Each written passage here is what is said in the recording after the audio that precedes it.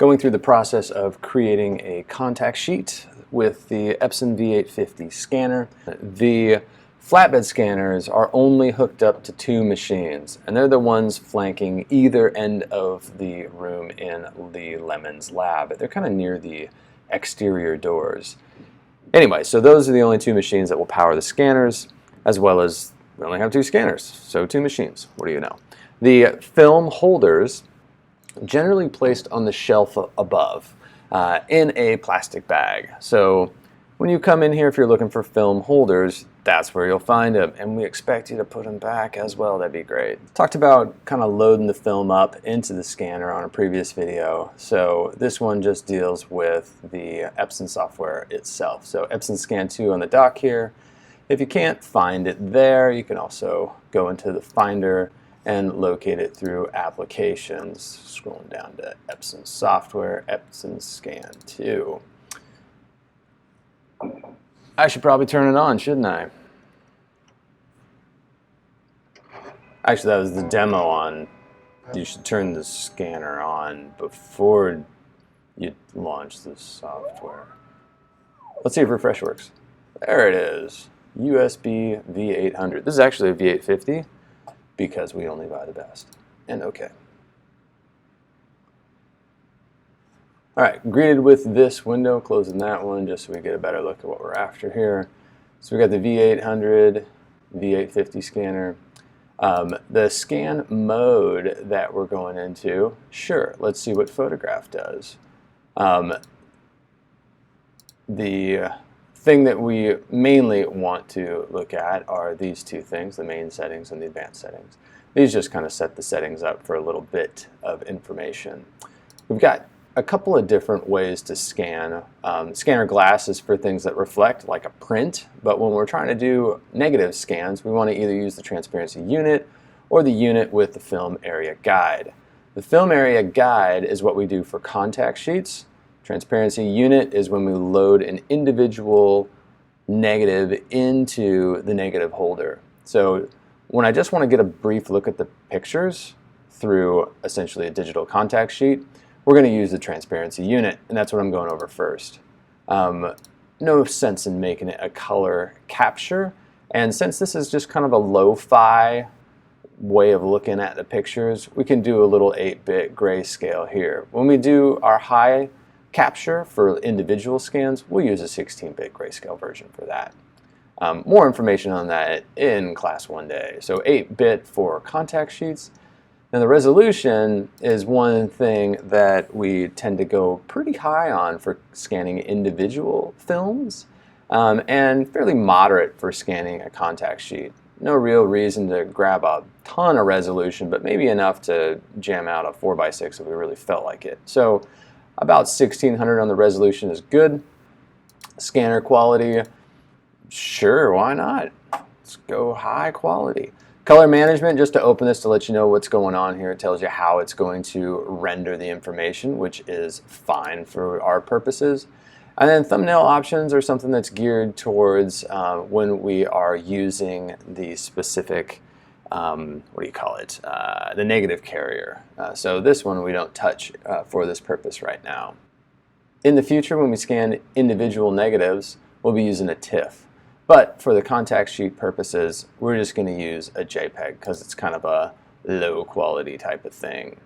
The file name, we should probably set it to something that we will remember. The best thing to do when you are naming your files is to name them in such a way that you could eventually find the negative. Once you put negatives in a box, it's hard to remember where they are. The naming convention that I've showed you guys about has to do with dates primarily. If you remember the date range or the date which you shot things, it just allows for easy recognition. So 180815 is, I'm reading off of my contact sheet right now, 1808, oh, 18, no, 15, I wish I could read.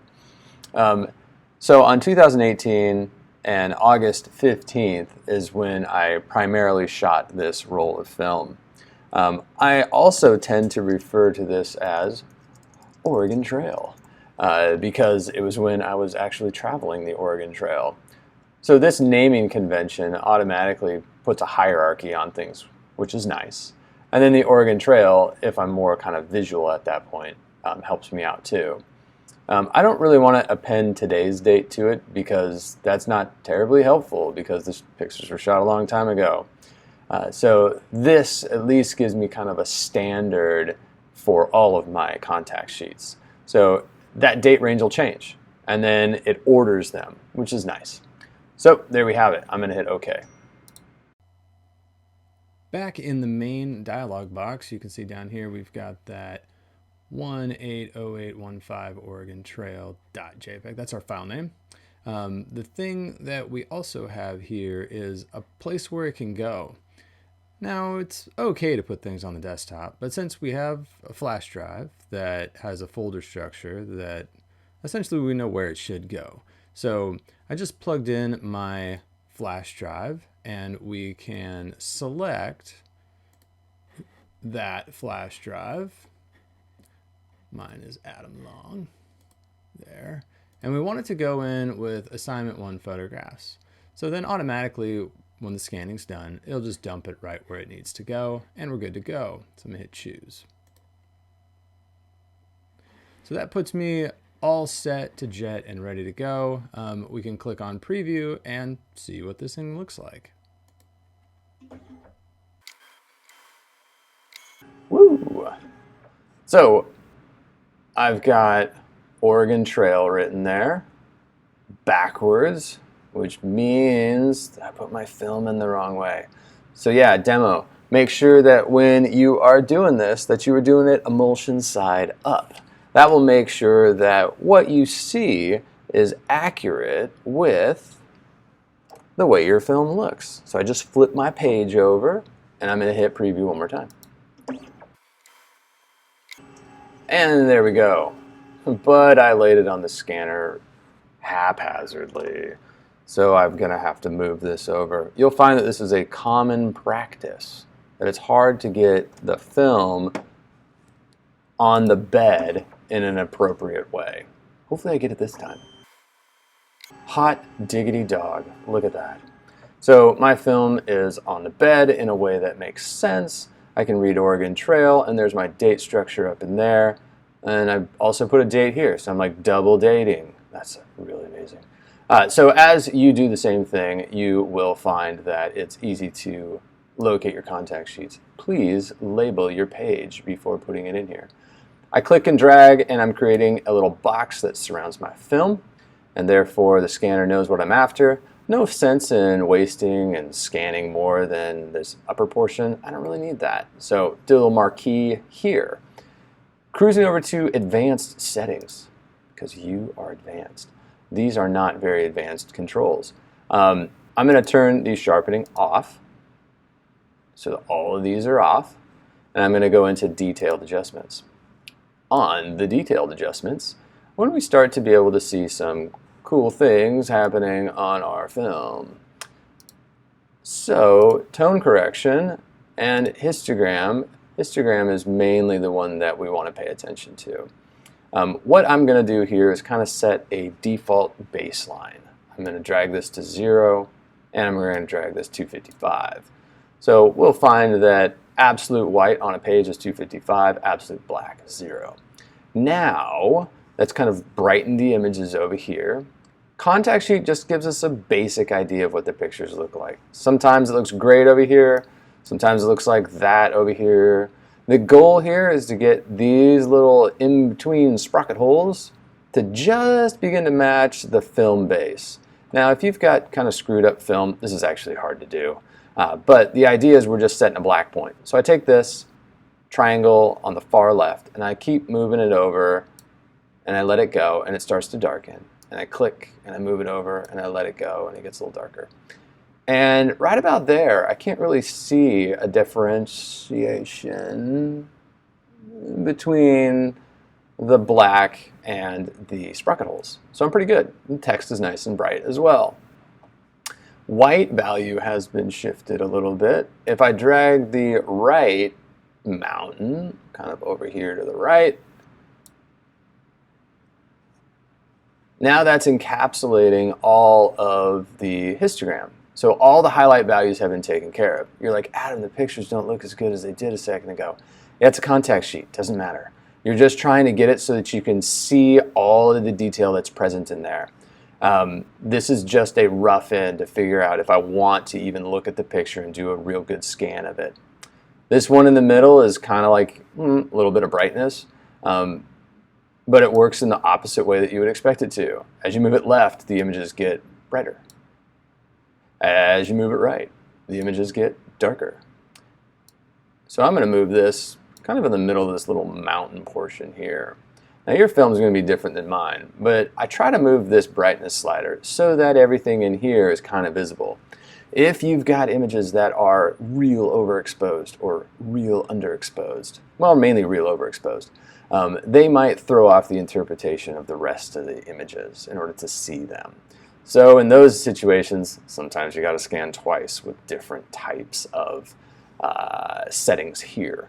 But for this strip of films, you've got a variety of pictures, variety of captures in terms of brightness and exposure, but they seem to be a-okay. So there we go. I kind of zeroed this out, tweaked the triangles a little bit, and got to know that this looks pretty good. I'm going to go back to my main page.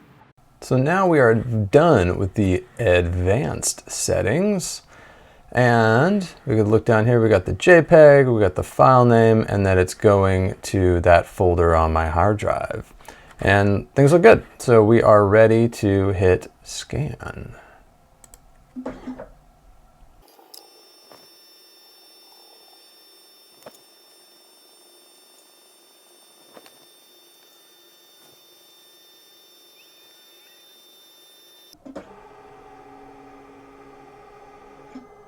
Boom. And there it is. About 2.5 minutes, which seems like forever, but it's about the same time it'd take you to do it in the darkroom. No, it's probably shorter. Anyway, as you can see, it popped open my folder, and there it lies within my hard drive, exactly where it should go, because we told it to go there. Yay. Double click on that, pops open preview on my other monitor, which is super helpful for you. Pops it into preview, and now we can take a look at this. Check this out. View actual size. Oh my gosh, it's huge. Yeah, it's huge. Lots of resolution that we scanned on with there. What is this? Oh, it's a game. Yeah, we played that game. That was fun. So yeah, you can kind of surf around, and giant rock and a pond there. And other stuff, more rocks. Anyway, you get the idea. Remember that, like, what we were looking at here, there might be all types of weird, like, garbage on the film, but remember, we're scanning through a couple of pages of plastic, and, like, look at the sky. Are those UFOs? No, that's dust. Barf. There's more dust.